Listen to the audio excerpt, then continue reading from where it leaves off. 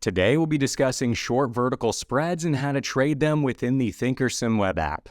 We're going to be learning what they are, how they work, and also how to manage them throughout the life of the trade. Now, just as a quick reminder, I will be using the web-based version of ThinkorSwim, so if your platform looks a little bit different than this one, you are probably on the desktop site. In order to access this one, you will just need to head to the website trade.thinkorswim.com, and then go ahead and log in with the exact same user ID and password that you normally use.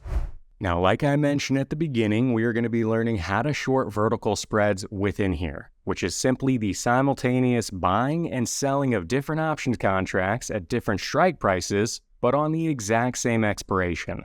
Rather than trying to use those options to bet on a stock price's direction, the short vertical is going to be used to profit from things like time decay or from volatility decreasing. And I'm sure that sounds a little bit confusing if you're brand new to verticals, but I promise you it's going to make a lot more sense in just a couple minutes. But for right now, in order to begin, we are going to have to pull up an option chain. To do that, we'll go ahead and start by coming up here to the search box at the top and then throwing in the symbol of the stock that we want to trade. In this case, we're typing in Amazon or AMZN. Within that trade page, we can then find the option chain down here below, and by simply clicking on the little arrow on the left-hand side, we can now look down below and find all of the available expirations for that stock.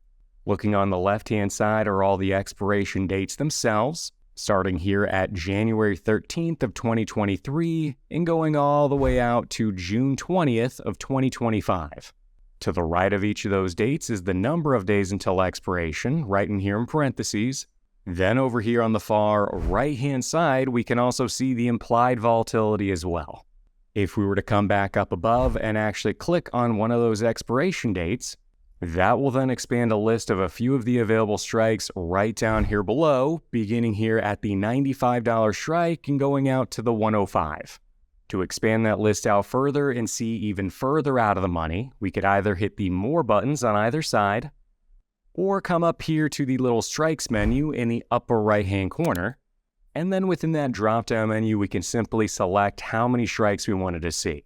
In this case, if I were to come down here below and select 6, you can now see a few more strikes have been added, now beginning here at the $85 strike, going out to the $110.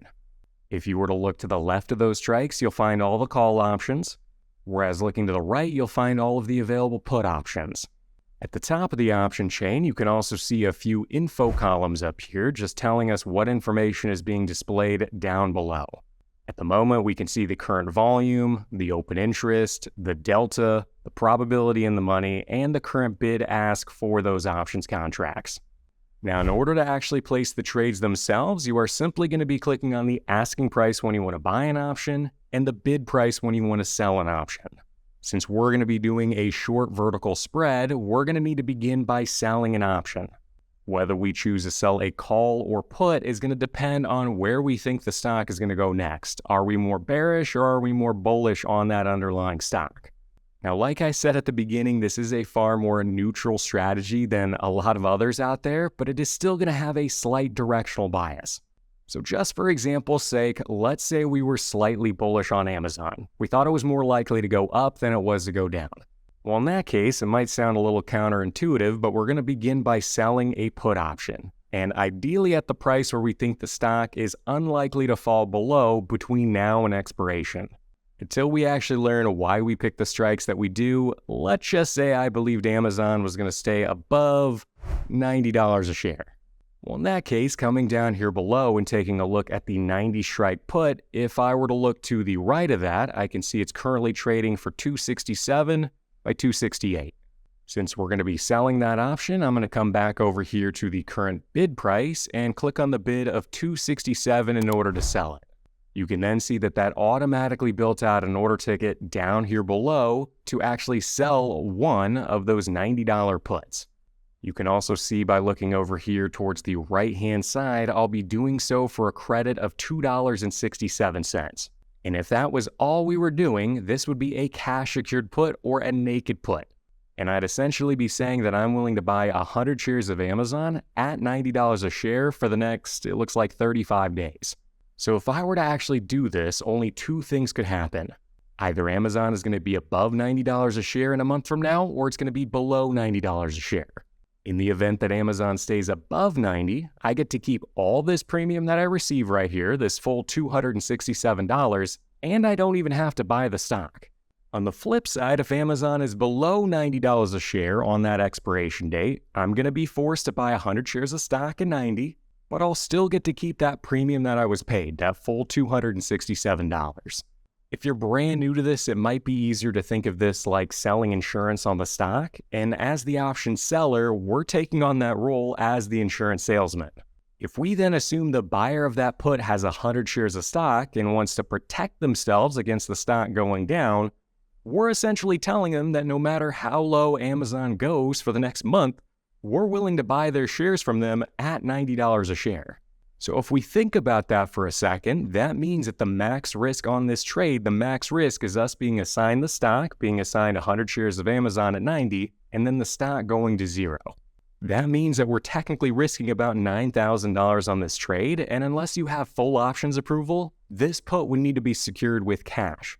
Meaning if we sell the $90 put, we're going to need $9,000 in option buying power to actually do this trade.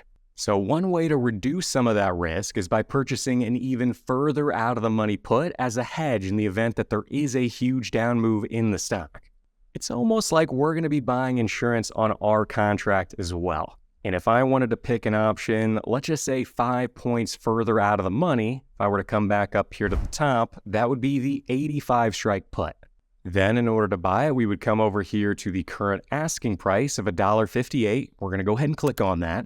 And now coming back down here below to the order ticket, we can actually see that long put was added to our trade.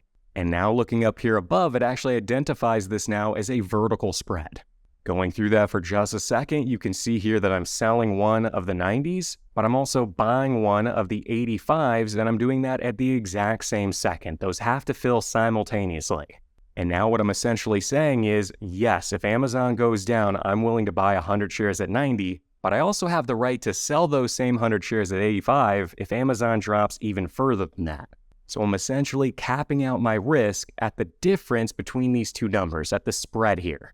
Now I'll get to that a little bit more in just a second, but coming back over here to the left, I could here adjust the quantity, so the number of contracts I actually wanted to trade. I could also come over here to the right and adjust the price or the credit that I wanted to receive for doing this. And I could also adjust the order type and the length of the trade as well, how long I want this order good for. Now, for right now, I'm going to leave that quantity set as 1 because I just want to put on 1 vertical for now. As for the price, if we were to look at the current price in this box right now, it says I can probably sell this spread, it looks like, for $1.15 right now. Which, if we remember back a second ago, this is going to be a lot less than had we just outright sold the put. If we come back up here to the current bid price of that $90 put, you can see that if I just sold the put, I'm going to collect $275 if I'm right on this trade, if Amazon stays above 90. By buying that $85 put, we've essentially reduced some of that profit we could make, but also bought a hedge against the event that we are wrong.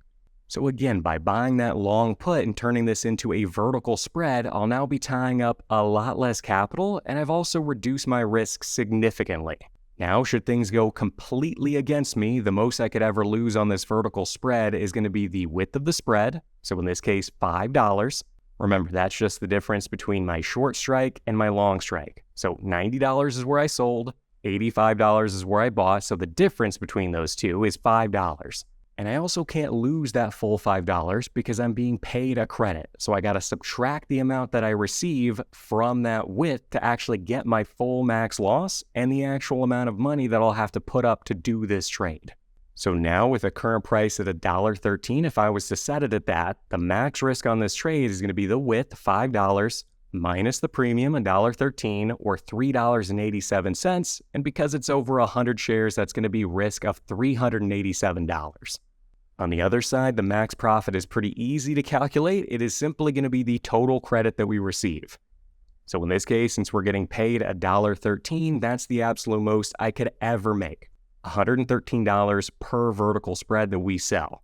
Now, the only way to actually make that full amount, to make that max profit, would be if we held the spread all the way through expiration and we let it expire. And rarely, if ever, will you ever hold the spread all the way till expiration. but we'll talk about best practices a little bit later. For now, in order to submit this trade, we're going to come down here below and hit the review button.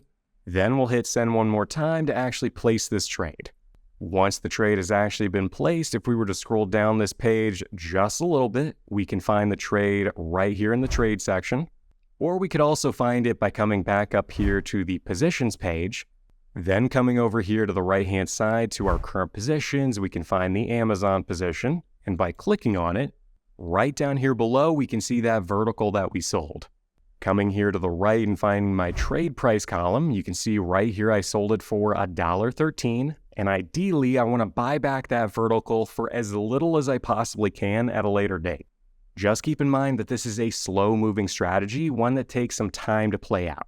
As time passes, time decay is going to slowly work its way out of these contracts, and as long as Amazon stays above $90 a share, this will slowly begin to generate income over time. Now, when the time eventually does come to close this trade, to buy it back, we are simply going to come over here and click on the symbol here. We can then come down here below to the position section of our trade page. Right here shows that vertical, and both of the legs are check marked over here on the left-hand side. And since they both are checked, if we were to come down here to the lower right-hand corner and hit close selected, you can see it automatically builds out a closing ticket to buy back that vertical spread. I could then come down here to the lower right and adjust the price at which I wanted to buy it back for, and ideally lower than what I sold it for. But since barely any time has passed since I sold it, it's pretty much the exact same price. But what I could do is set an order to automatically buy back this spread if it ever hit a 50% profit target. In that case, that would be buying back this spread for roughly 56 cents, so we'll go ahead and throw that in there. And I'll also come over here to the right and adjust this to a good until cancel order, so it goes out every single day until it hits that profit target. And now in order to place it, I'll just come down here below and hit review, then hit send one more time to place it. Coming back above to the trade section, we can now see that working order to buy back that vertical spread if it ever hits our profit target. And here you could also cancel the spread or edit it in some way if you wanted to adjust the order. But again, that's the basic way of creating a short vertical put spread. Now, in the event that you were ever neutral to bearish on the underlying stock, you would instead choose to sell a vertical call spread. If we were to do an example, coming back up here to the search box, let's go ahead and throw in a different stock ticker, this time BABA or Alibaba. Down below, we'll again come here and open up our option chain, and we'll come down and open up the February 17th of 2023 option chain as well. Coming here and looking at the strikes down the center, let's say I thought BABA was going to stay below 125 a share for the next month or so. In order to create the vertical spread, I'll start by clicking on the bid of the 125 call. Once that's done, I'll then need to come back up here and scroll down just a little bit, and then I need to buy the hedge in the event that I'm wrong. So in this case, I want to create a 5-point wide vertical, so I'm going to come over here to the 130 call and buy that one by clicking on the asking price. Looking down below at the order ticket, you can now see I've got a short vertical call spread, and it looks like I'll be pulling in about $1.31 in credit to do this trade. To place it, we'll come down here below and hit review and hit send. This trade will now start to decay day by day, and as long as the stock doesn't move up, as long as it stays below that short strike, below 125, I'll slowly start to profit on this short vertical. If by expiration the stock was still below 125, then this spread would expire completely worthless, and I would make that total profit of $131, what I just sold it for. In the event that I'm wrong, the long call would act as the hedge, limiting my max loss to the width of the spread, in this case $5, minus the credit received of $1.31. So that means my max risk on this trade would be $3.69 per spread, or $369. But now that you know how to create a short vertical spread, let's cover some of the best practices, how to pick the expiration, the strikes, and when to close the trade. Beginning first with the expiration, most option sellers will stick to an expiration somewhere between 30 to 60 days. That's generally because the time decay starts to ramp up around that time, so selling any further out in time doesn't do us much good. Theta is going to continue to grow as we near expiration, But also, if we get too close to the expiration date, we'll also find ourselves with a lot more volatility in our contracts.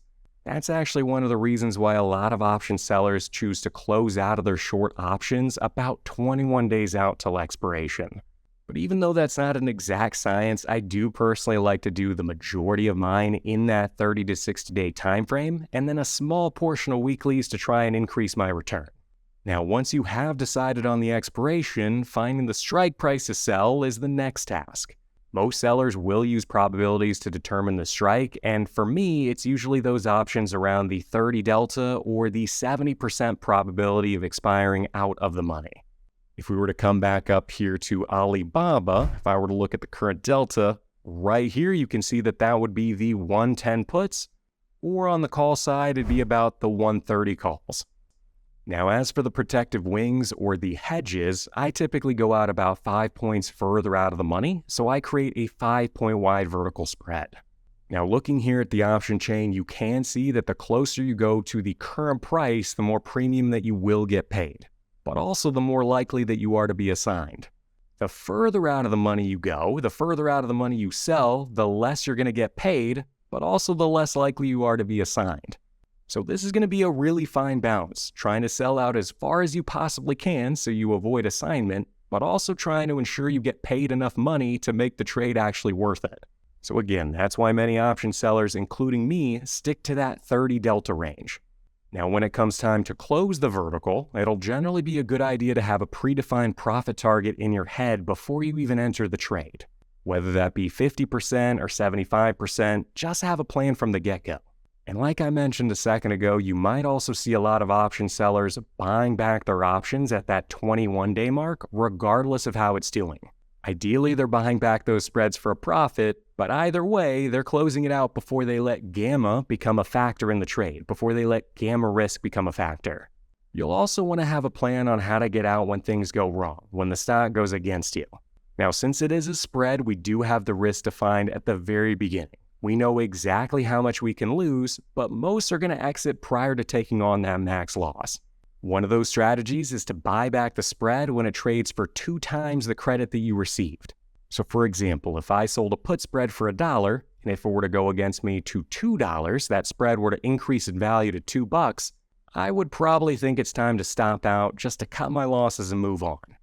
Now, in the event that you decide to roll the spread, which can be a little bit tricky to do on spreads, it's really just closing out the current spread and creating a new one either further out in time or on different strike prices. I'm not going to touch on that too much in today's video, so I'd really recommend you check out my video on rolling to learn more about the process. But to do it, we would simply head up to the trade section. Then within this page, you can see that both of my positions are checkmarked right here. And in order to roll it, I would simply come down here below to the roll selected button. And now right here, you can see I've got an order to buy back that current spread while simultaneously selling a brand new one just an additional week out in time. You'll generally want to do this for a credit, and ideally you want to roll it out in time as little as possible, but also try and move those strikes back in your favor. But again, this is a little bit hard to do on a spread, and I would really recommend you check out that video to learn more. But I know that was a long-winded video, and it really does cover just about everything you'll need to know to get started trading verticals within here. Hopefully you now feel at least a little bit more comfortable with the process and how to do that within the TOS website. There is definitely a lot I covered only briefly, so if you are looking to learn more, consider checking out this video next. You might find it helpful as well. Otherwise, have a great rest of your week, and I'll see you on the next one.